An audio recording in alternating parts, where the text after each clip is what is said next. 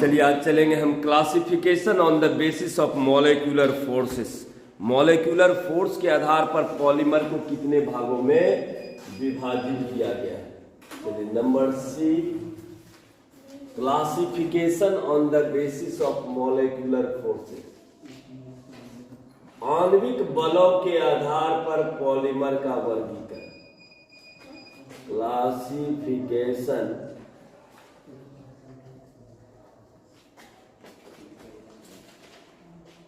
on the basis of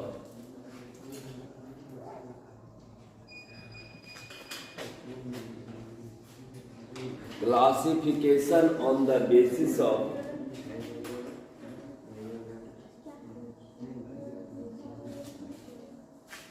molecular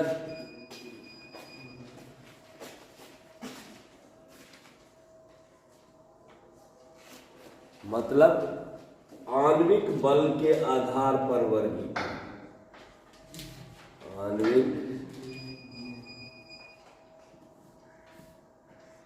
बल के आधार पर, चलिए हेडिंग डालिए जरा सा, आधार पर वर्गीकरण।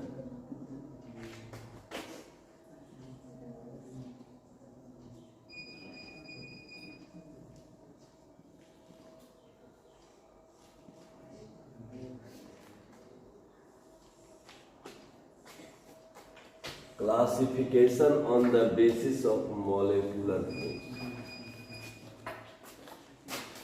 Classification on the basis of molecular force यानी आणविक बलों के आधार पर पॉलीमर को कितने भागों में विभाजित किया।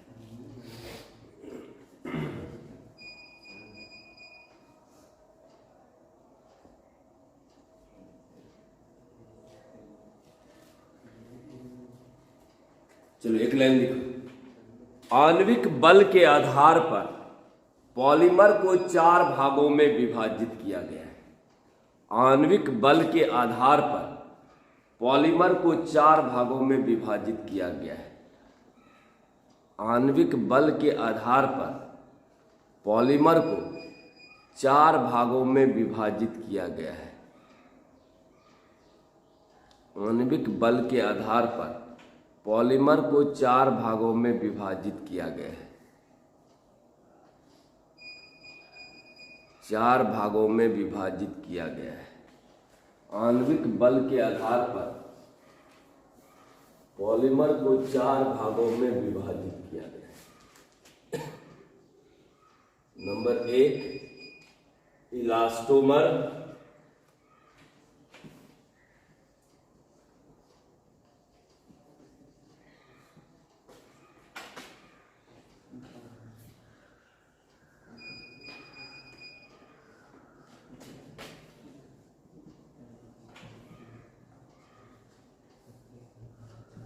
प्रत्यास्थ बहुलक। दूसरा फाइबर।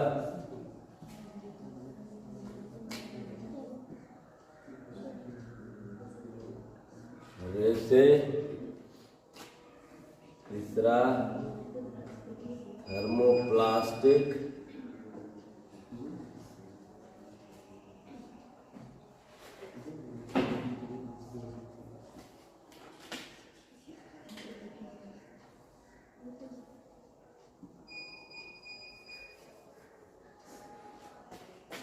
ताप सुघटय बहुलक।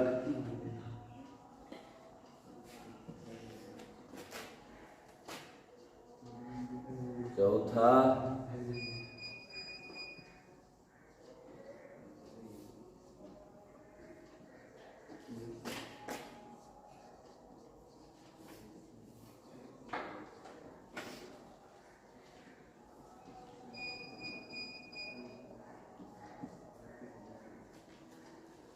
चार भागों में विभाजित किया गया है। यानी आणविक बलों के आधार पर पॉलीमर को 4 भागों में बांटा गया है। पहला इलास्टोमर, दूसरा फाइबर, तीसरा थर्मोप्लास्टिक, चौथा थर्मोसेटिक। इलास्टोमर प्रत्यास्थ बहुलक, फाइबर मीन्स रेसे, थर्मोप्लास्टिक मतलब ताप सुघटय बहुलक, थर्मोसेटिक मतलब ताप दृढ़ बहुलक।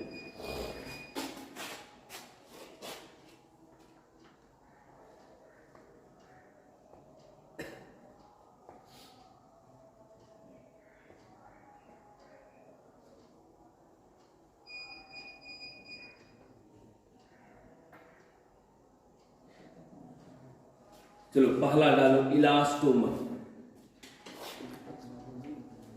चलिए पहला डालिए इलास्टोमर। इलास्टोमर किसे कहते हैं?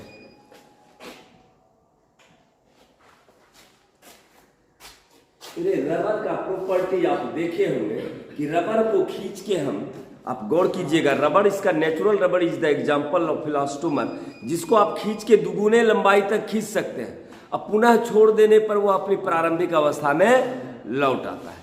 तो कहने का मतलब जिसमें कमजोर अंतराणविक आकर्षण बल उपस्थित होता है। तो पहला डालिए इलास्टोमर। तो लिखिए वे पॉलीमर।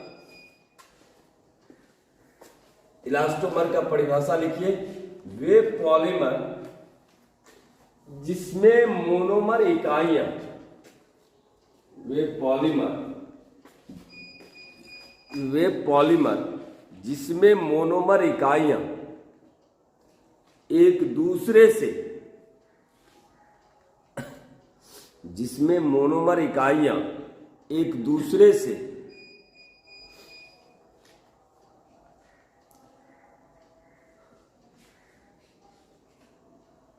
कमजोर अंतर आणविक आकर्षण बल द्वारा, जिसमें मोनोमर इकाइयां एक दूसरे से कमजोर अंतर आणविक आकर्षण बल द्वारा,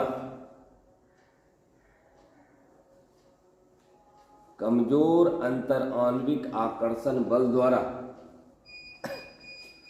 जुड़ा रहता है,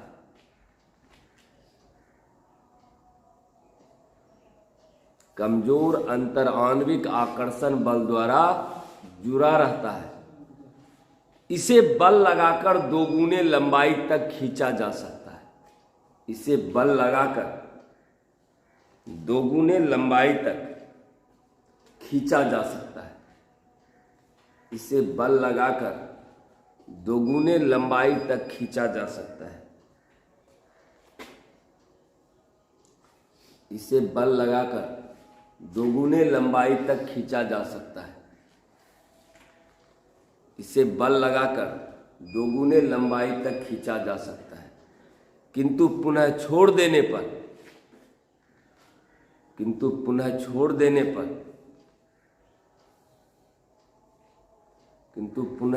देने पर, यह अपने प्रारंभिक अवस्था में लौट आता है। किंतु पुनः छोड़ देने पर यह अपने प्रारंभिक अवस्था में लौट आता है।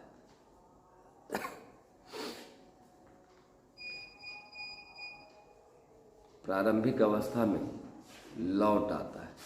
ऐसे पॉलीमर को इलास्टोमर कहा जाता है। ऐसे पॉलीमर को इलास्टोमर कहा जाता है। एग्जाम्पल में लिखेगी नेचुरल रबर, प्राकृतिक रबर,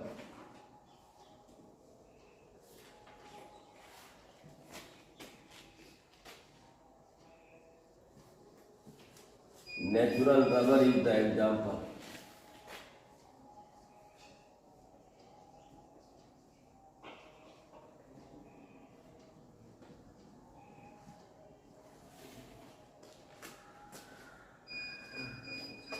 चल दूसरा डालो फाइबर।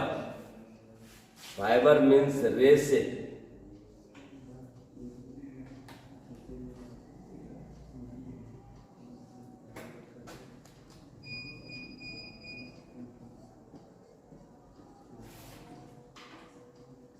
चलिए दूसरा डालिए फाइबर मीन्स रेसे।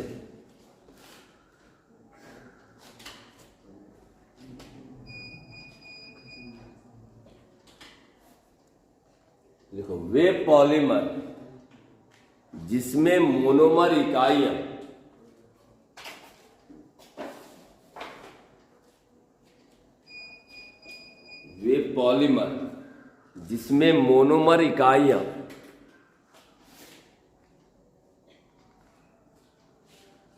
एक दूसरे से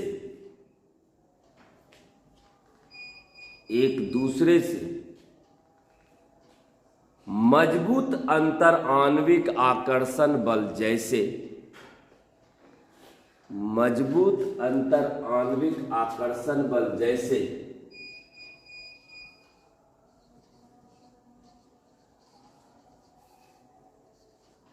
मजबूत अंतर आणविक आकर्षण बल जैसे हाइड्रोजन बॉन्ड तथा डायपोल डायपोल एट्रैक्शन द्वारा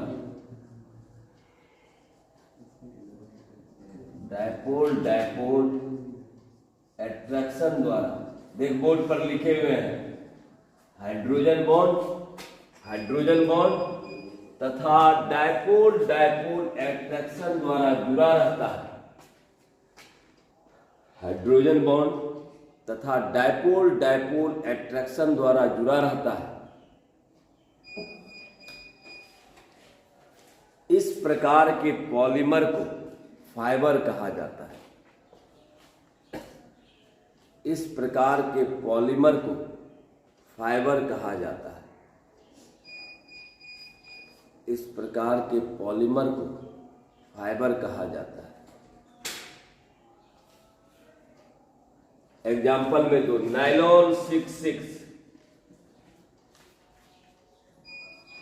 नायलॉन 66,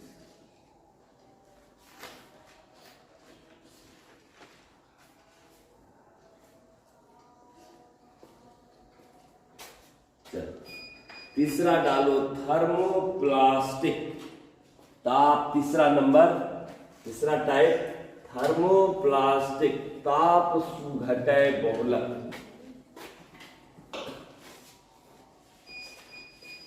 चलिए तीसरा जो है इसका आपका प्रकार वो है थर्मोप्लास्टिक,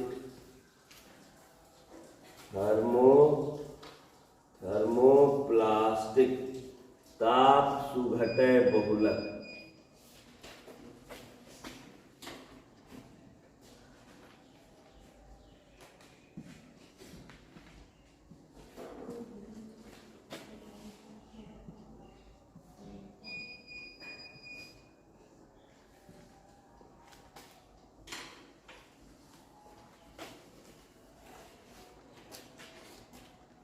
थर्मोप्लास्टिक ताप सुघटय बहुलक, देखिए लिखो, वे पॉलीमर जिसे गर्म करने पर मुलायम,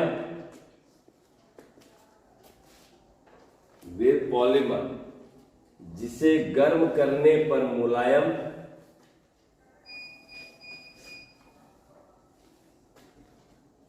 वे पॉलीमर जिसे गर्म करने पर मुलायम तथा ठंडा करने पर कठोर हो जाता है। वे पॉलीमर जिसे गर्म करने पर मुलायम तथा ठंडा करने पर कठोर हो जाता है। जिसे गर्म करने पर मुलायम, ठंडा करने पर कठोर हो जाता है। इसे किसी भी सांचे में ढाला जा सकता है। इसे किसी भी सांचे में ढाला जा सकता है। इसे किसी भी सांचे में ढाला जा सकता है। इसे किसी भी सांचे में ढाला जा सकता है। इसका निर्माण योगशील बहुलीकरण द्वारा होता है। इसका निर्माण योगशील बहुलीकरण द्वारा होता है। इसका निर्माण योगशील बहुलीकरण द्वारा होता है। इसका निर्माण योगशील बहुलीकरण द्वारा होता है। ऐसे पॉलीमर को थर्मोप्लास्टिक कहा जाता है।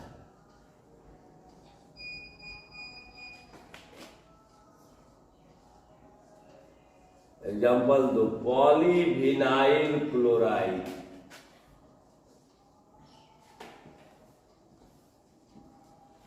PVC, polyvinyl chloride, polyvinyl chloride PVC।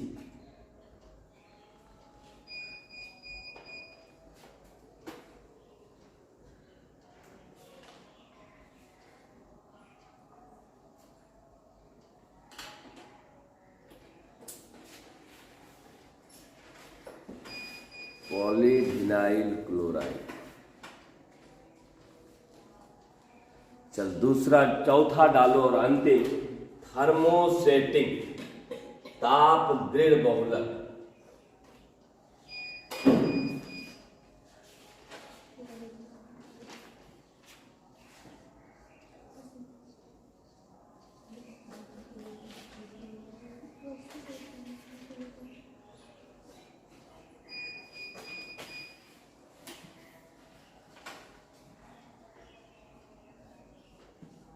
ताप दृढ़ बहुलक। चौथा और अंतिम टाइप, थर्मोसेटिंग, जिसको हम कहते हैं ताप दृढ़ बहुलक।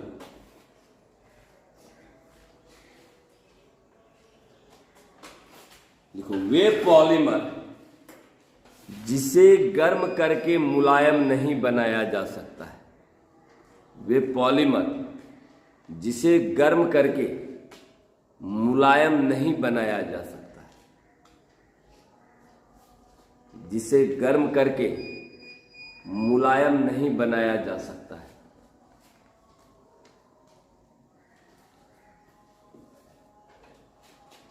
वे पॉलीमर जिसे गर्म करके मुलायम नहीं बनाया जा सकता है, किंतु अत्यधिक गर्म कर देने पर यह जलने लगता है। किंतु अत्यधिक गर्म कर देने पर यह जलने लगता है। किंतु अत्यधिक गर्म कर देने पर यह जलने लगता है।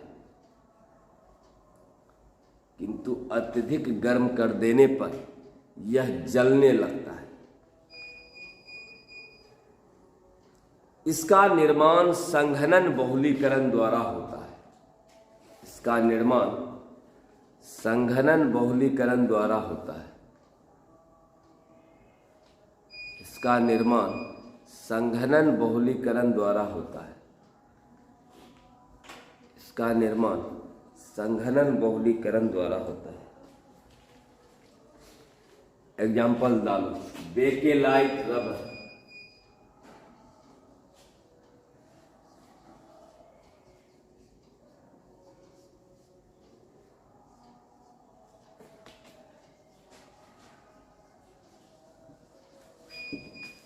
इसका निर्माण संघनन बहुलीकरण द्वारा होता है। चलिए एग्जाम्पल दे दीजिए, बेकेलाइट रबर।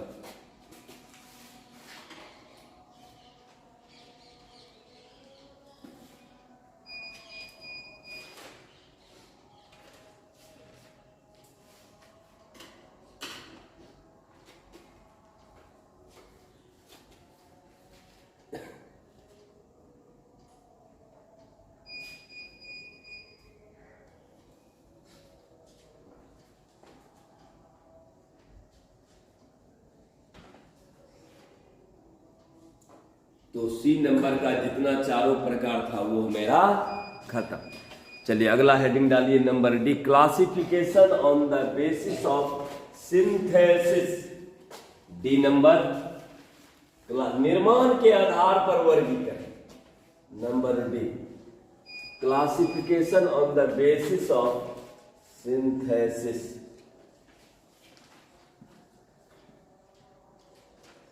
निर्माण के आधार पर वर्गीकरण।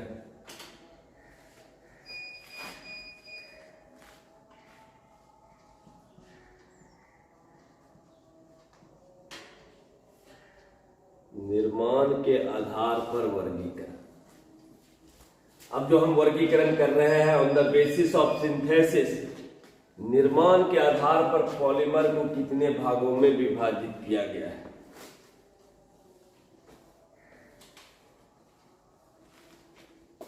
चलिए हेडिंग डालिए, classification on the basis of synthesis.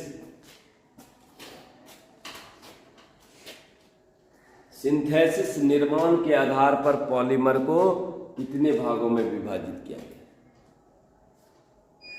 तो जरा लिखो, निर्माण के आधार पर पॉलीमर को दो भागों में विभाजित किया गया है। निर्माण के आधार पर पॉलीमर को दो भागों में विभाजित किया गया है। निर्माण के आधार पर पॉलीमर को दो भागों में विभाजित किया गया है। निर्माण के आधार पर पॉलीमर को दो भागों में विभाजित किया गया है। एडिशन पॉलीमर,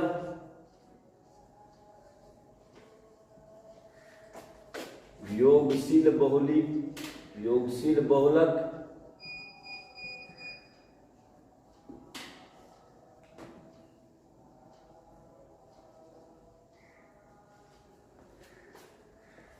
दूसरा कंडेंसेशन पॉलीमर।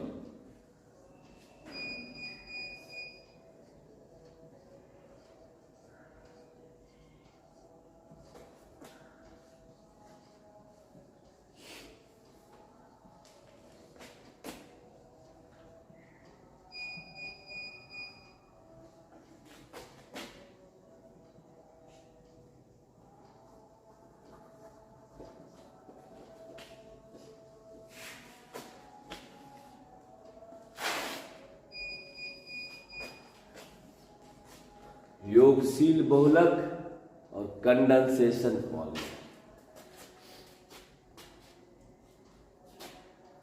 निर्माण के आधार पर पॉलीमर को दो भागों में विभाजित किया गया है, एडिशन पॉलीमर और कंडेंसेशन। कल रहने दो, कब तक